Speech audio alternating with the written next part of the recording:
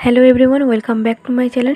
आज मैं फिर से एक न्यू फन फिक्शन के साथ हाजिर हो गया हूँ।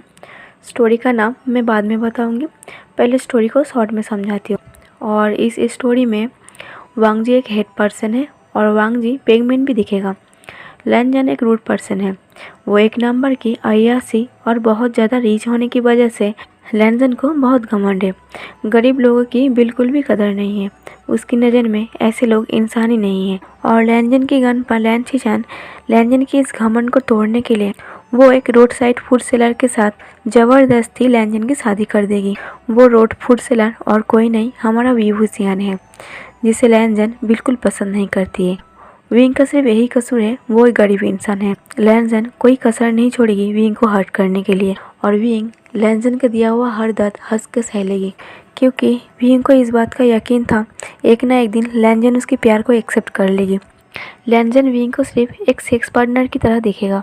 लैनजन विंग को कहेगी, तुम सिर्फ मेरे बेड पे अच्छे लगते हो, इससे ज़्यादा और कुछ नहीं। उसके बाद लैनजन एक बेटे को जन्म देगी, लेकिन अपने बेटे को कभी एक्सेप्ट नहीं करेगी। उसके बाद विंग अपने बेटे को लेके अलग रहने लगेगी। विंग को अभी भी यकीन था शायद एक न एक दिन उसे ही ना सही अपने बेटे को ज़रूर एक्सेप्ट कर लेगी। वो ज़रूर इस बात को मानेगी सिजोई उसका बेटा है। लेकिन विंग एक दिन हार मान लिया था। उसे सहने का हाथ खो दिया था। जितना सहना था उसने सह लिया था। जिस दिन विंग को पता चला लैनजन ने खुद के ही बेटे को मारने के लिए गुंडा भेजा है, पर ये सच नहीं है, वो एक मिसअंडरस्टैंडिंग है। तब सिजोई 10 साल का हो चुका होगा। तब से लैनजन विंग और सिजोई के लिए एक हेड पर्सन है। हर स्टोरी की तरह इस स्टोरी में भी हैप्पी एंडिंग है। विंग चाइना छोड़ के कोरिया में सेटल हो जाएगा। 10 साल की बाद जब सिजोई 20 साल का हो जाएगा 10 साल की बाद जब सिजोई 20 साल का हो जाएगा, तब कैसा होगा इन दोनों का लाइफ? क्या लैनजन को विंग की इम्पोर्टेंस समझ में आएगी? स्टोरी का टाइटल नेम है माई हेड पर्सन। पहले इस फन फिक्शन का नाम मैंने सोचा था I hate who my husband रखेंगे।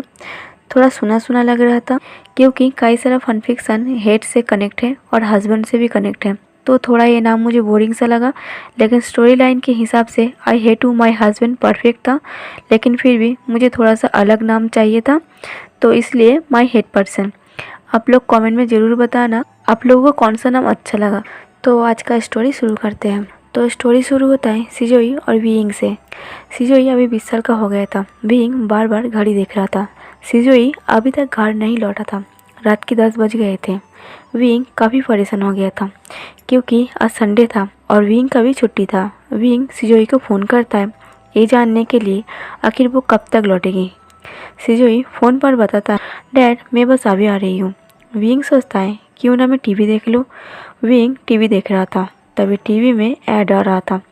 विंग उस ऐड को देख के सैड और सैड के साथ थोड़ा गुस्सा भी आ रहा था। सिजोई आ जाता है, देखता है विंग सैड है और उदास भी है।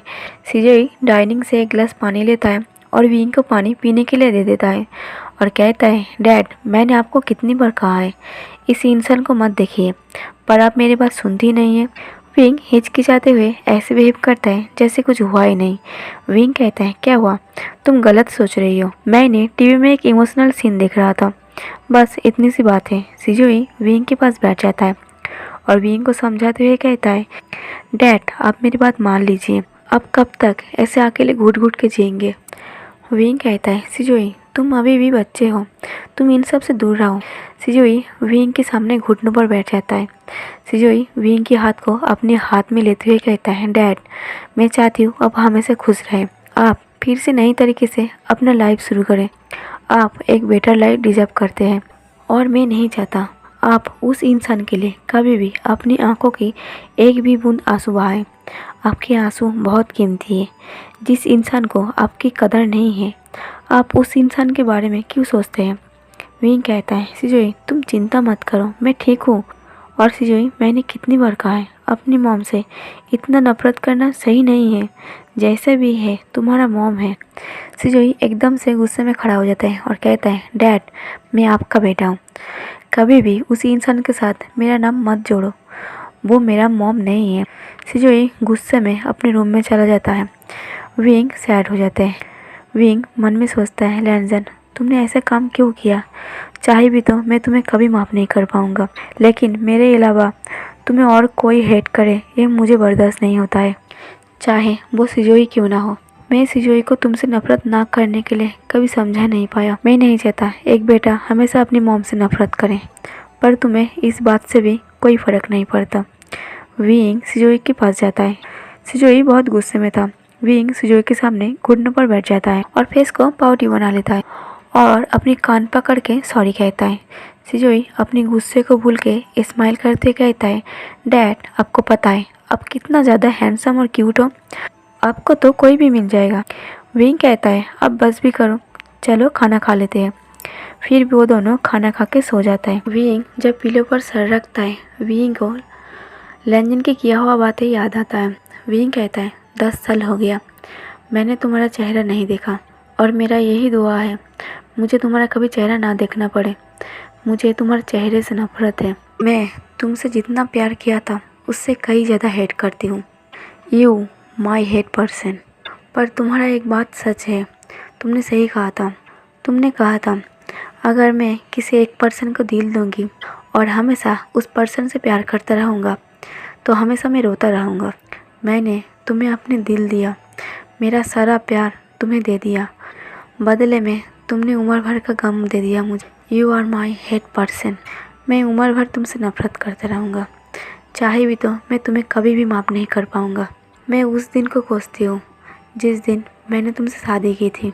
अगले दिन सुबह दोनों ही एक साथ खाना बनाते हैं, एक दूसरे के लिए टिफ़िन पैक करते हैं और एक साथ घर से निकलता है। वो दोनों दोस्त की तरह रहते थे।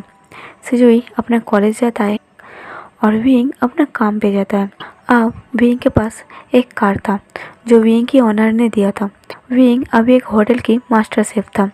अब वो रोड साइड फूड सेलर नहीं था। विंग जब सिजुई को कॉलेज छोड़ देता है, सिजुई अपना टिफ़िन भूल गया था। विंग नोटिस करता है सिजुई अपना टिफ़िन भूल गया है।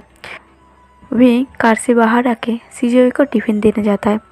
विंग कहता है सिजुई कितनी बार कहा है टिफ़िन हमेशा बैग के अंदर रखा करो, नहीं तो तुम भूल जाओगी, लेकिन तुम मेरी बात सुनती ही नहीं हो। सिजुई देखता है आसपास के स्टूडेंट सिजुई को देख रहा है। सिजुई कहता है डैड ये मेरा कॉलेज है, सभी स्टूडेंट मुझे देख रही है, अब ऐसे डांटो मत, मैं अभी बच्चा नहीं हूँ। तभी जाओ लूसी दौड़ते हुए आके सिजुई को हाय कहता है और विंग को कहता है गुड मॉर्निंग अंकल। विंग कहता है गुड मॉर्निंग। जाओ लूसी हमेशा आ जाते हो अपने बॉयफ्रेंड को बचाने के लिए, कभी उसे ये भी समझा दिया करो हमेशा कॉलेज में घर से लाया हुआ टिफ़िन ही खाए, और तुम भी। जाओ लूसी कहता है ओफो अंकल अभी हम स्कूल में नहीं, अभी हम कॉलेज में हैं, यहाँ कैंटीन है, यहाँ कैंटीन में अच्छा अच्छा खाना मिलता है, अभी हम बच्चे नहीं रहे, अभी टिफ़िन कौन लाता है। विंग जाओ लूसी को समझाता है। तभी सिजुई सोचता है अब मुझे ही कुछ करना होगा, नहीं तो डैडी यहाँ भाषण देने में बिजी हो जाएगा। विंग जाओ लूसी को समझा रहा था हमेशा बाहर का खाना खाना अच्छा नहीं होता है, उससे तबीयत खराब होता है, लेकिन हाँ अगर कभी कभी मुँह का स्वाद बिगड़ जाए तब ठीक है, तब बाहर का खाना खाना, लेकिन हमेशा घर का ही खाना खाना। सिजुई अपने डैड को भगाने के लिए कुछ रास्ता ढूंढ रहा था। तभी सिजुई देखता है उसकी क्लास टीचर क्लास की तरफ जा रहा है। उस टीचर को विंग के ऊपर क्रश था। सिजुई चिल्ला के टीचर को बुलाता है। सिजुई उस टीचर को कह रहा था टीचर जीनी डैड आपसे मिलने आए हैं। उस टीचर का नाम सुनते ही विंग की अपनी आंखें बड़ी हो जाती। विंग उस टीचर से डरता था। विंग इरिटेट होते हुए कहता है सिजुई तुम बहुत गंदे हो, अभी मैं जा रही हूँ, तुम घर आओ मैं तुम्हें देखती हूँ। विंग जल्दी से कार की तरफ जा रहा था ताकि टीचर जीनी उसे पकड़ ना ले। टीचर जीनी बहुत मोटी था, एकदम गोलू मोलू सा, उसका वज़न बहुत ज़्यादा था, वो भाग नहीं पा रहा था, फिर भी वो विंग को पकड़ने की कोशिश करता है, लेकिन टीचर जीनी जब तक भाग के विंग के पास आ जाता तब तक विंग अपनी कार में बैठ के चला जाता है। टीचर जी ने सिजुई के पास आके हाँफ रहा था। तब वो टीचर जी ने सिजुई से कहता है तुम्हारा डैड आज भी भाग गया, एक ना एक दिन तो वो मेरे हाथ लगेगा ही। सिजुई स्माइल करते हुए कहता है मेरे डैड कभी भी आपके हाथ नहीं लगेगा। टीचर जी ने मुंह को पाउच बनाते हुए कहता है सिजुई तुम ऐसा मत कहो। सिजुई कहता है जब तक आप भागते हैं तब तक मेरे डैड आपके डर से यहाँ से भाग के चला जाता है, तो आपको थोड़ा नहीं आपको अपने वजन बहुत ज़्यादा घटाना पड़ेगा और मेरे टिफ़िन खाना बंद करना पड़ेगा। टीचर जी ने कहता है मैं तुम्हारा टिफ़िन इसलिए खाता हूँ क्योंकि वो टिफ़िन मिस्टर सियान बनाती है, नहीं तो मैं किसी का टिफ़िन नहीं खाती हूँ। सिजोई कहता है, झूठ मत कहो, मुझे पता है। अब कुछ दिनों पहले जावलूसी का टिफ़िन खा लिया था और इस कॉलेज में सिर्फ मैं ही नहीं और भी कुछ लोग टिफ़िन ले आते हैं। आप उन सब के टिफ़िन खा लेते हो। क्या आपको लगता है मैं इस बात से अनजान हूँ? टीचर जिनी साय फील करते कहता है, सिजोई इस टिफ़िन खाने वाली बात को तुम भूल जाओ और मिस्टर सियान को मत बताना। सिजोई कहता है, नहीं बताऊंगी, लेकिन आपको मुझसे किया हुआ वादा याद तो है ना? टीचर जिनी कहता है, हाँ मुझे याद है, बल्कि एक खुशखबरी है तुम्हारे लिए। मैंने तुम्हारे लिए एक एडवाइज़र कंपनी से इंटर्नशिप की बात की थी। मैंने तुम्हारा प्रोफाइल भेजा है। अगर तुम उस कंपनी में इंटर्नशिप के लिए सिलेक्ट होती हो तो तुम्हें 1-2 दिन में मेल पोस्ट कर देगी। टीचर जिनी कहता है, 2 दिन में समर वेकेशन में कॉलेज बंद हो जाएगा। अगर वो लोग तुम्हें सिलेक्ट कर लेता है तो तुम्हारे लिए अच्छा है, तुम्हारी पढ़ाई में कोई रुकावट नहीं आएगी। सिजोई हैप्पीनेस के साथ टीचर को हक कर लेता है और थैंक यू सो मच कहता है। इधर विंग भी एक होटल का लीडर मास्टर शेफ था। विंग एक बड़े होटल में कुक करती थी। विंग के साथ और कई सारा मास्टर शेफ था। विंग उन सब का लीडर था और नीमेंजो उस होटल का मालिक। नीमेंजो हंसते हुए कहता है, वी हुसैन तुम आ गए? विंग कहता है, हाँ मैं तो हर रोज़ आती हूँ। विंग अपना कुकिंग ड्रेस पहन रहा था। नीमेंजो कहता है, विंग आज तुम्हारा सबसे स्पेशल डिश बनाना और उस डिश में तुम्हारा जादू होना चाहिए। विंग अपना कैप पहनते हुए कहता है, क्यों आज क्या खास दिन है? नीमेंजो कहता है, विंग तुमने कोरिया का सबसे बड़ा एडवाइज़र कंपनी का नाम सुना है? विंग सोचते हुए कहता है, हाँ एडिट एडवाइज़र, जिसका मालिक का नाम है बेन रुआन। उस कंपनी में हर वीडियो को बड़ी अच्छी तरीके से एडिट करके पेश करता है। नीमेंजो कहता है, वाह तुम्हें तो सब कुछ जानकारी है। तुमने सही कहा, वो हमारे यहाँ का सबसे स्पेशल डिश टेस्ट करना चाहते हैं। अगर उसे हमारे यहाँ का डिश पसंद आ गया तो 2 दिन बाद 25 तारीख को वो अपना चीफ गेस्ट को यहाँ इनवाइट करिए। विंग कहता है, ठीक है, पर आप इतना खुश क्यों है? वो कोई कुकिंग होटल का मालिक नहीं है। वो यहाँ आएगा और हर कस्टमर की तरह खाना खाएगा और हर कस्टमर जैसे बिल पे करता है वो भी बिल पे करेगा और चला जाएगा। इसके यहाँ आने से थोड़ी ना हमारी होटल का नाम रोशन होगा। नीमेंजो कहता है, होगा ना। सोचो, कोरिया का सबसे बड़ा एडवाइज़र कंपनी का मालिक वो यहाँ आएगा अपनी चीफ गेस्ट को लेके। यहाँ जब खाने के लिए आएगा तब उसके साथ रिपोर्टर भी आएगा, तब न्यूज़ में मेरा होटल दिखाएगा। तो सोचो, अगले दिन हमारे होटल में कस्टमर से भर जाएगा। विंग कहता है, वैसे भी हमारे होटल में हमेशा कस्टमर से भरा हुआ रहता है, मुझे तो ठीक से छुट्टी भी नहीं मिलती है। नीमेंजो कहता है, ये सब तुम्हारी वजह से, नहीं तो मेरे होटल में कस्टमर को बुलाने के लिए बहुत मस्का मारना पड़ता था। तुम मेरे लिए लकी चैंप हो। मुझे तो आज भी वो दिन याद है जब तुम भी परेशान थे और मैं भी परेशान था। तभी नीमेंजो कुछ सेकंड के लिए फ्लैशबैक चला जाता है। विंग जब कोरिया में एकदम नया आया था, इस अनजान शहर में कुछ भी पता नहीं था, ऊपर से उसका लगेज और पैसे भी चोरी हो गया था। विंग के पास नहीं खाने के लिए कुछ था, नहीं रहने के लिए कोई छत था। सिजोई तब 10 साल का था। वो दोनों रोड की सड़क से चल के जा रहा था। विंग को पता नहीं था आखिर मंजिल कहाँ है। विंग तो ऐसे ही चल रहा था, उसे कहाँ जाके रुकना चाहिए उसे खुद पता नहीं था। विंग की आंखों में आंसू छलक रहा था। सुबह से रात हो चुकी थी। सिजोई कहता है, डैड मुझे बहुत ज़ोरों की भूख लगी है। विंग की कदम एकदम से रुक जाता है। ये सुन के उसकी बेटी को सिजोई को भूख लगी है। विंग सिजोई के सामने घुटनों पर बैठ जाता है और एक स्माइल के साथ कहता है, सिजोई क्यों ना हम एक गेम खेलें, हम दोनों में से कौन सबसे ज़्यादा टाइम भूखा रह सकता है। देखना सिजोई, मैं ही जीतूंगी। सिजोई कहता है, डैड मैं आपको जीतने नहीं दूंगी, इस गेम में मैं ही जीतूंगी। विंग कहता है, ये तो वक्त ही बताएगा। विंग फिर से सिजोई का हाथ पकड़ के चलना स्टार्ट कर देता है। इधर नीमेंजो परेशान था।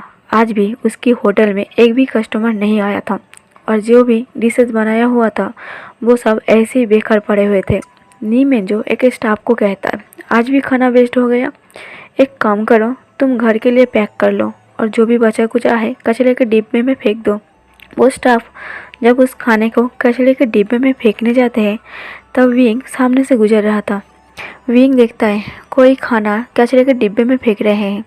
विंग कहता है, एक्सक्यूज़ मी, क्या आप एक खाना कचरे में फेंकने वाले हैं? वो स्टाफ कहता है, क्यों? विंग थोड़ा हिचकिचाते हुए कहता है, आप ऐसे ही खाने को वेस्ट मत करो। इस दुनिया में बहुत सारे लोग भूखा होता है, किसी भूखे को इस खाने की ज़रूरत है। वो स्टाफ कहता है, अब मैं उस भूखा को कहाँ ढूंढूंगी। विंग सिजोई की तरफ देखते हुए कहता है, अगर मैं कहूँ मैं भूखा हूँ, आप मुझे देंगे। नी मेंजो जो अंदर परेशान होकर बैठा था, विंग की बातें सुन के बाहर आ जाता है और कहता है, तुम भूखा हो, लेकिन तुम्हें तो देख के भिखारी नहीं लगते। सिजोई आंखें दिखाते हुए कहता है, मेरे डैड भिखारी नहीं है। विंग सिजोई के कहता है, सिजोई चुप करो, वो हमसे बड़े हैं। नीमेंजो कहता है, सॉरी, मेरे कहने का वो मतलब नहीं था। तुम्हें तुम्हें देख के लगता है तुम बहुत परेशान हो। एक काम करो, अंदर आ जाओ, अंदर आके आराम से बात करते हैं। मैंने अभी तक डिनर नहीं किया है, चलो एक साथ डिनर कर लेते हैं। आज के लिए तुम मेरे गेस्ट हो। नीमेंजो विंग को देख के एक अपनापन सा लगा और बहुत परेशान भी लगा। उसके बाद वो सब एक साथ डिनर करने बैठ जाता है। विंग सिजोई को खाने का प्लेट देता है। सिजोई कहता है, मुझे नहीं खाना, मुझे ये गेम जीतना है। विंग कहता है, सिजोई खा लो, अगर मैं ये गेम हार जाती हूँ तो तुम खाओगे ना। विंग कहता है, मुझे बहुत ज़ोर से भूख लगी है, मैं ये गेम और नहीं खेल सकता, मैं तो खाना खा लेती हूँ, तुम भी खाना खा लो। ऐसे कह के विंग खाने का एक निवाला मुंह में लेता है। ये देख के सिजोई बहुत खुश था। सिजोई कहता है, डैड मैं जीत गया और आप हार गए। विंग कहता है, सिजोई तुमने ठीक कहा, मैं हार गया। विंग अपने आंसू को और नहीं रोक पाया। विंग अपने आंसू को छुपाने के लिए साइड में चला जाता है। नीमेंजो ये देख के विंग के पास जाता है और विंग को दिलासा देते हुए कहता है, लगता है तुम्हारे साथ बहुत कुछ गलत हुआ है। तुम्हें अगर मुझसे कोई भी मदद चाहिए तो बेझिझक अपने बड़े भाई समझ के कह देना। विंग हैरान से नीमेंजो की तरफ देखता है। लैंजन के धोखे से उसे लगा था शायद इस दुनिया में भले लोगों की कमी पड़ गई है, लेकिन उसे पता नहीं था उसे नीमेंजो की तरह अच्छे लोग भी मिलेगा। विंग कहता है, अगर आप मुझे छोटे भाई समझते, क्या मैं आज रात यही रुक जाऊं? मैं वादा करती हूँ, कल सुबह होते ही मैं यहाँ से चला जाऊँगा। नीमेंजो कहता है, ठीक है, पर आज रात के लिए, क्योंकि ये होटल है। तुम कहो तो मैं तुम्हारे लिए कोई और जगह अरेंज कर देती हूँ। विंग कहता है, नहीं, उसकी कोई ज़रूरत नहीं है, आपने जितना किया मेरे लिए इतना बहुत है। अगले दिन सुबह विंग सिजोई को लेके जा रहा था, तभी एक लड़की ब्रेकफास्ट के लिए आया था। उसने एक सूप ऑर्डर किया था, लेकिन वो सूप उसे पसंद नहीं आया था। वो स्टाफ के ऊपर चिल्ला रहा था। वो लड़की बुरे तरीके से बातें सुना रही थी। वो होटल बंद करने के लिए कह रही थी। विंग स्टाफ से पूछता है, ये लड़की तुम्हें इतना बातें क्यों सुना रही है? वो स्टाफ कहता है, उसे ये सूप पसंद नहीं आया, मुझे हर रोज़ ये सब झेलना पड़ता है, कोई भी नया शेफ यहाँ काम करने के लिए रेडी नहीं है। विंग उस सूप को टेस्ट करता है, वो सच में बुरा था। विंग उस लड़की को कहता है, मिस अब गुस्सा मत करिए, मुझे बस 2 मिनट दे दीजिए, मैं आपको एक बढ़िया सूप पिलाती हूँ। अगर अच्छे लगे तो आप इसका बिल पे कर देना, नहीं तो आपके लिए वो फ्री है। विंग झटपट जाके कुक करने के लिए होटल के किचन में चला जाता है। विंग की चॉपिंग कट करने की स्पीड देख के वो स्टाफ हैरान था। विंग बहुत ही कम टाइम में एक डिलीशियस वेजिटेबल सूप सर्व करता है। वो मिस कहता है, ये क्या वेजिटेबल सूप, मुझे ये बिल्कुल पसंद नहीं है। विंग कहता है, मिस सुबह के टाइम नॉनवेज खाना अच्छा नहीं है। विंग एक सॉफ्ट स्माइल के साथ कहता है। विंग कहता है, आप इस सूप को टेस्ट करके देखें, मुझे उम्मीद है आपको ये सूप पसंद आएगी। विंग की बातें सुन के वो लड़की उस सूप को पी लेता है। वो सूप बहुत अच्छा था, उस लड़की को ये सूप बहुत पसंद आया था। वो लड़की कहता है, ये सूप तो बहुत टेस्टी था, मैंने ऐसी वेजिटेबल सूप कभी नहीं खाई। वो सूप पीने के बाद वो लड़की बहुत खुश था। वो जाते वक्त विंग को पैसा देता है और एक कह के गया था, कल भी वो आएगा। वो स्टाफ हैरान था, पहली बार कोई कस्टमर दूसरी बार आने की बात कर रही है। रात की 10 बजे नीमेंजो जब अपने होटल में आता है, देखता है आज उसके होटल में कस्टमर से भरा हुआ है। इतना कस्टमर देख के नीमेंजो को लगा शायद वो गलती से किसी और होटल में आ गई है। वो होटल से वापस जा रहा था, लेकिन नीमेंजो नोटिस करता है ये होटल तो उसका ही है। नीमेंजो हैरान था। नीमेंजो सोचता है, ऐसा चमत्कार कैसे हो गया? सभी कस्टमर कितना शांति से खाना खा रहा था। ऐसा नज़ारा नीमेंजो कब से देखना चाहता था। नीमेंजो किचन में जाता है। वो विंग को देखता है जो कितनी खूबसूरत तरीके से कुक कर रही थी। नीमेंजो कहता है, तो ये सब तुम्हारी वजह से है। विंग नीमेंजो की तरफ देखता है और कहता है, सॉरी, मुझे माफ़ कर दो, मैं जा ही रहा था। पर नीमेंजो कहता है, पर तुम्हारा टैलेंट और मेरा किस्मत तो मैं यहाँ रोक लिया। नी मेंजो स्माइल करते हुए कहता, आज से तुम मेरा किस्मत हो। अगर तुम यहाँ से जाना भी चाहो, मैं तुम्हें जाने नहीं दूंगा। आज से तुम्हारा ज़रूरत का ख्याल मैं रखूँगी। तो गाइस, आज का स्टोरी यहीं पर ख़त्म करते। फर्स्ट पार्ट कैसा लगा कमेंट करके ज़रूर बताना, लाइक और शेयर कर देना और मेरे चैनल को सब्सक्राइब कर देना। Thank you for watching.